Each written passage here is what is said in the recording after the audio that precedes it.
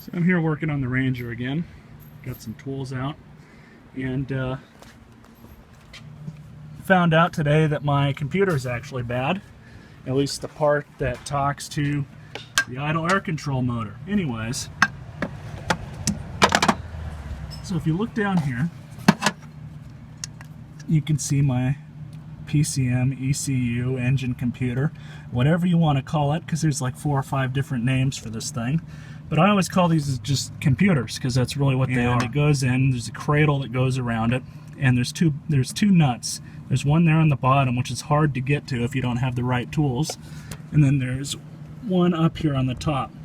Now, the right way to do this, that everybody says to get at the bottom nut, is to take your inner fender liner off, this plastic thing that goes through your wheel well. Well, I don't want to do any unnecessary work that I don't have to do, so I chose to go ahead and try and not do it. So what I did do was I removed my wiring harness connector, got that out of the way, and then I was able to get underneath there, and I had just enough room to get a 11mm socket and a very small extension.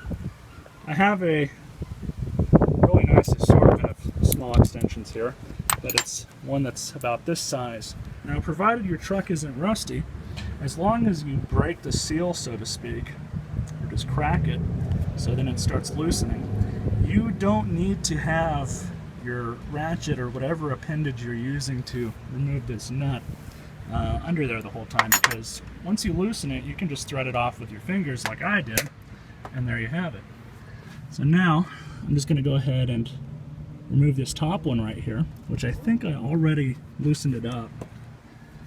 Alright, so this is where I'm at now.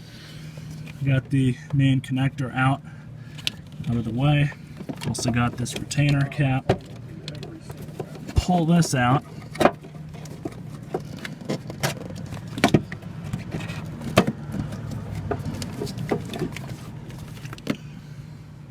And now, hopefully,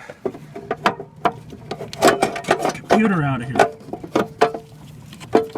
Well, here we have my cruise control vacuum pump, I guess you could call it. And of course, kind of put the camera down.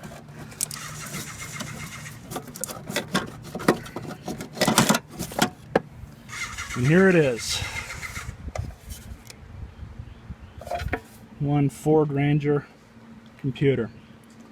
Very unfortunate this thing decided to shit the bed, but sometimes you have to replace these things. Battery has been disconnected. I forgot to mention that. Well, fresh from AutoZone is my new computer. There's like 3 or 4 different ones you can choose from. You can notice that -DDA, that's what connotates the difference between the 3 or 4 of them that you can choose. And the -DDA happened to be the one that was in my truck, and my mechanic told me to go ahead and go with the same one when I replace it.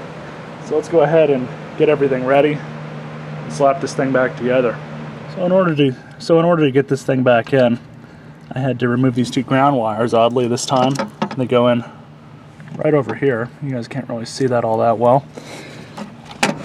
I should honestly hook some bungees up to this thing and just bungee it to the hood somehow so it's out of the way, but a little bit of squirreling, I got the thing back in.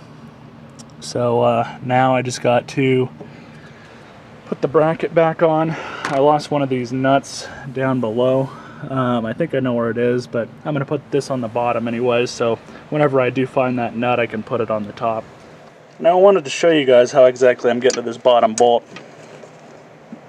Very, very slowly I'm rotating it. It's actually pretty tight now. But it's not exactly the easiest to get to.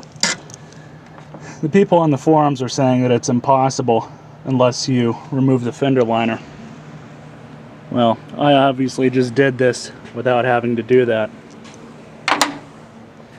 So, just goes to show you, if you have the right tool, or in this case the right size tool for the job, you can do pretty much anything.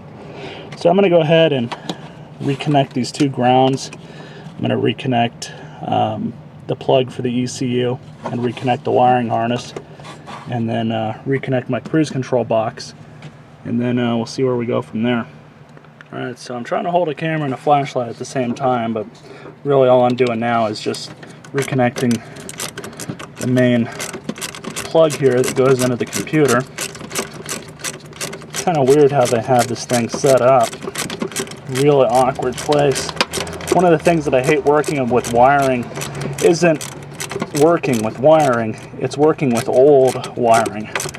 I don't mind having to rewire things, but stuff that's old and frayed and just all around not in the best shape, it can make for a really bad day, especially if you're trying to sort out a problem, because something as simple as a broken wire can cause a whole mess of symptoms to happen. Now I just got the wiring harness put back in place. You got to be really careful with these things, because just like with this one, not only do you have to worry about the wires, you want to be really careful with your wires, of course, but there's also a million pins in this thing. There isn't actually a million. There's probably about, I don't know, maybe 50 or so. Everything over here has been reconnected and put back into place. You can go ahead and finish the job off and replace this guy. So now this guy, my mechanic also advised me to replace this as well. This is an idle air control valve, or idle air control motor. He said that it would be in my best interest to go ahead and replace it as well, because it wasn't grounding properly. The cable itself is fine, but he said that the computer, when it shorted itself out, the system that shorted out or wasn't working was the system that controls the idle air control, or reads it I should say. That wasn't working at all, and that was what was causing a lot of my problems. Now the O2 sensors that I replaced did fix one part, because I noticed that my fuel economy has improved probably at least by maybe 1 to 2 miles per gallon in the city. So instead of about 13, I think I'm seeing around 14 or 15 right now. So I know I solved half the problem on myself, but unfortunately I did have to spend a little bit of money and have this thing properly diagnosed. So enough of me talking, let's go ahead and whip this thing off. This isn't really too hard to remove. I've actually already removed it before because I tried to clean it. Go ahead and get this guy. I've got some dielectric grease at the dad's house, but I don't have any here. So I'll be sure to put some of that on tomorrow. I just want to make sure that the truck's going to work. In fact, I might just put some electrical tape around this. Now, before I go about starting this thing, there is a point that I want to make. Now, I did take this into a mechanic, actually a very trusted mechanic that my family's known for at least 10 years now. I never would have gotten to the computer until I had researched and done and just spent a ton of time trying to get there. Now, this guy that I took it to is a career mechanic of about 40 years who owns his own shop. The amount of information he provided me was extremely valuable, because the computer wasn't even on my list of parts to inspect or look at or just try and figure out what was going on. So sometimes it is valuable and time-saving to take it to a mechanic, especially if you're like me and you work too much for your own good. So enough of my rambling, let's go ahead and give this thing a start. Now, there was a couple other things that he said. Namely, there's two grommets on the intake hose that need to be replaced, so it's pulling in air, extra air that it shouldn't be. It's not being metered through the mass airflow, so that might be a part of a problem. And then he also had my it's at the wrong spec for the idle speed, so I have no idea what it's going to idle at, but he had it idling at about 1,000. So let's see if anything happens, and let's give her a crank.